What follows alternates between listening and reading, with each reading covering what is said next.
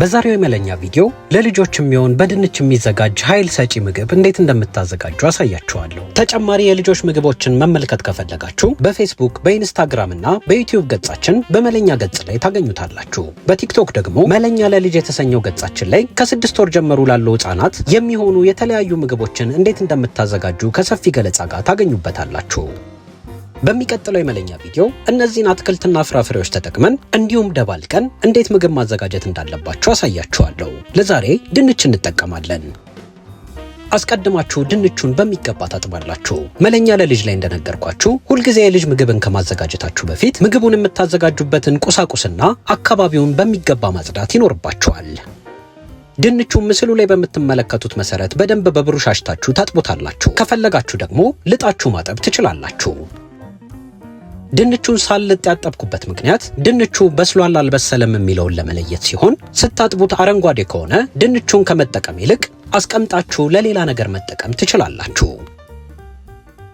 ለዛሬ መጠቀም ያለባችሁ ድንች ንጹህ ያልተበላሸና ፈጽሞ አረንጓዴ ክፍል የሌለው መሆን አለበት።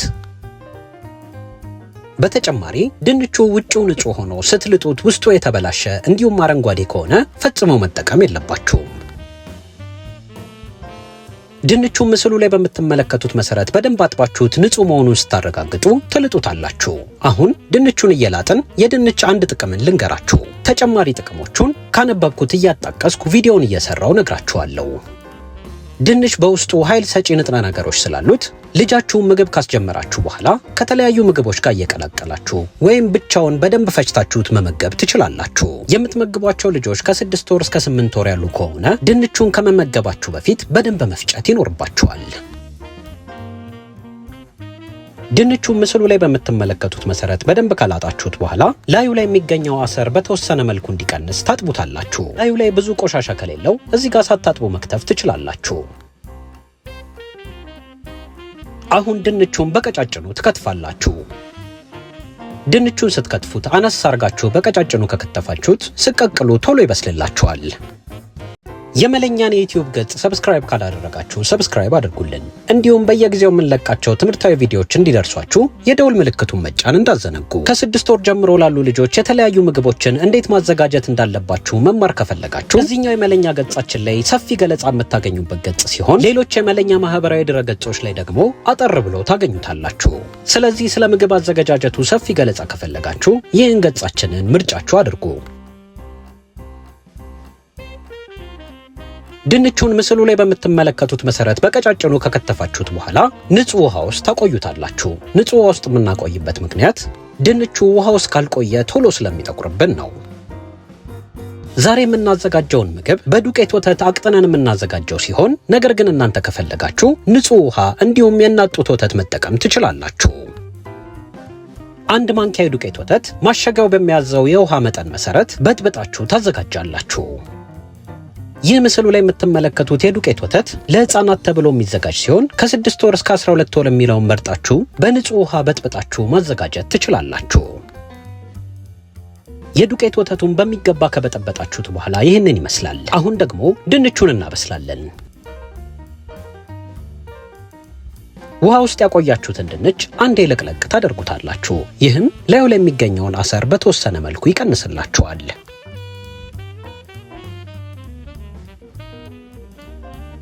ድንቹን ለማብሰል አስቀድማችሁ የእንፋሎት ማብሰያችሁ ውስጥ ውሃ ትጨምራላችሁ።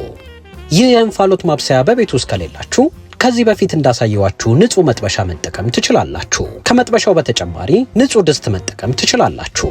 ነገር ግን ለልጆች ማዘጋጃ ያዘጋጃችሁትን ዕቃ ፈጽሞ የአዋቂ ምግብ ለማዘጋጀት መጠቀም የለባችሁም። ይህ ምስሉ ላይ የምትመለከቱት የእንፋሎት ማብሰያ በማንኛውም መደብር ውስጥ እንደ ልብ ታገኙታላችሁ። ከዋጋ አንጻር ገበያው ላይ ካሉ ምርቶች በደንብ የሚቀንሰው ነው። ያዘጋጃችሁትን ድንች ውሃውን ትደፉና ብልቃጥ ውስጥ ትገለብጡታላችሁ። ከጎን የጨመራችሁት ውሃ እንፋሎቱ በደንብ እየተፈለቀለቀ ሲመጣ ድንች ውስጥ እየገባ ድንቹን ሙሽሽ አርጎ ያበስልላችኋል። ነገር ግን ቅድም እንደነገርኳችሁ ይህን ማሽን መጠቀም ግዴታ አይደለም። ልክ ባለፈው እንዳሳየዋችሁ መጥበሻ ላይ ማጥለያ አርጋችሁ ማዘጋጀት ትችላላችሁ። የጣጥነው ድንች እስኪበስልልን ድረስ 2 ተጨማሪ የድንች ጥቅሞችን ልንገራችሁ። ድንች ለልጆች ኃይል ከመስጠት በተጨማሪ በውስጡ ቫይታሚን ሲ እና ፖታሲየም ስለሚገኝ የተለያዩ በሽታዎችን ለመቋቋም ከፍተኛ አስተዋጽኦ ያደርጋል። አሁን ደግሞ በመለኛ ገጽ አብዛኛዎቻችሁ ስትጠይቁኝ የነበረውን ሁለት ጥያቄ በአጭሩ ልመልስላችሁ። የመጀመሪያው ልጄን መች ነው ምግብ ማስጀመር ያለብኝ ሲሆን ሐኪሞች ልጆችን ምግብ ማስጀመር ያለባችሁ አንገታቸውን በደንብ ከቻሉና ከ6 ወር በላይ መሆን እንዳለባቸው ይጠቅሳሉ። የኔ ልጅ በ5 ወሩ አንገቱን ስለቻለ 5 ወሩ ላይ ምግብ አስጀምሬዋለሁ። ነገር ግን እናንተ ምግብ ማስጀመር ከፈለጋችሁ አስቀድማችሁ ሐኪማችሁን ብታማክሩ መክራችኋለሁ። ሁለተኛው ደግሞ በምን ምግብ እንዳስጀምር የሚለው ሲሆን ልጆችን ምግብ ማስጀመር ያለባችሁ አረንጓዴ ቀለም ካላቸው አትክልትና ፍራፍሬዎች ውጪ መሆን አለበት። ለምሳሌ የኔን ልጅ ምግብ ያስጀመርኩት በፖም ሲሆን ፖም በባህሪው ጣፋጭ ስለሆነ ቶሎ ተቀብሎልኛል። እናንተም ልጃችሁን ምግብ ስታስጀምሩ በደንብ አንብባችሁ ለተከታታይ 3 ቀናት አንድ አይነት ምግብ መመገብ ይኖርባችኋል። ድንቹ ምስሉ ላይ እንደምትመለከቱት ለ15 ደቂቃ ያህል በእንፋሎት ከበሰለ በኋላ ይህንን ይመስላል። አሁን ውሃውን ትደፉታላችሁ። ድንቹን ለማቅጠን የእናት ጡት ወተት ወይንም የዱቄት ወተት የማትጠቀሙ ከሆነ ውሃውን ከምትደፉት ይልቅ የፈላና ከባክቴሪያ ነፃ ስለሆነ እሱን ለማቅጠን መጠቀም ትችላላችሁ። አሁን የምትፈልጉትን ያህል ወተት ትጨምሩና በደንብ ትፈጩታላችሁ። የዚህን አይነት ማሽን የማትጠቀሙ ከሆነ ችግር የለውም። ከዚህ በፊት እንዳሳየዋችሁ ትንሽ ወተት ጠብ እያደረጋችሁ ከዚህ በፊት ባሳየዋችሁ መሰረት በሹካ በደንብ መፍጨት ትችላላችሁ። እዚህ ጋር አንድ መዘንጋት የሌለባችሁ ነገር ከ6 ወር እስከ 8 ወር ላሉ ልጆች ይህን ምግብ የሚመግቡ ከሆነ ሊያንቃቸው ስለሚችል በሚገባ መፍጨት ይኖርባችኋል። በተጨማሪ ስትመግቧቸው በደንብ አቀዝቅዛችሁ መመገብ ይኖርባችኋል። የባለፈው ቪዲዮ ላይ ልጄን በዚህ ሳህንና ማንኪያ ስመግብ ተመልክታችሁ ነበር። አብዛኛዎቻችሁም ይህ መመገቢያ በጣም መጥፎ እንደሆነ ጽፋችሁልኛል። ብዙዎቻችሁ የጻፋችሁልኝ መልእክት ይህ መመገቢያ የልጆች ፊት ላይ ተለጥፎ ሊያፍናቸውና ሊገላቸው ስለሚችል ፈጽሞ መጠቀም እንደሌለብኝ ነው። ለላካችሁልኝ መልእክት ከልብ እያመሰገንኩ ይህን መመገቢያ ለልጄ ፈጽሞ ትቼለት እንደማልሄድ ተገንዝባችሁ ከቻላችሁ እናንተ ይህን የምትጠቀሙ ከሆነ ለልጆች ጥላችሁ መሄድ የለባችሁም። በተጨማሪ ጥላችሁላቸው የምትሄዱ ከሆነ ፈጽሞ ባትጠቀሙ ትመክራችኋለሁ። መጠቀም ያለባችሁ ልክ ምስሉ ላይ እንደምትመለከቱት ቀለል ያለ ቢሆን ይመረጣል። አሁን ያዘጋጃችሁትን ድንች ወደ መመገቢያው ትገለብጣላችሁ። ድንቹ በጣም ትኩስ ስለሆነ ወዲያው ከመመገቧቸው ይልቅ ትንሽ ብታቀዘቅዙ ትመክራችኋለሁ። በድንች የሚዘጋጅ የልጆች ምግብ እንግዲህ ይህንን ይመስላል። ሁላችሁም በየቤታችሁ እንደምትሞክሩት ተስፋ እናደርጋለን። በሚቀጥለው የመለኛ ቪዲዮ ከተለያዩ ፍራፍሬና አትክልቶች የሚዘጋጁ ምግቦች እንዲሁም ከፍ ላሉ ህጻናት ደግሞ በምሳቃ ልትቋጥሩት የምትችሉትን ምግቦች አዘጋጅላችኋለሁ። የዛሬውን ቪዲዮ ስለተከታተላችሁ ከልብ እናመሰግናለን።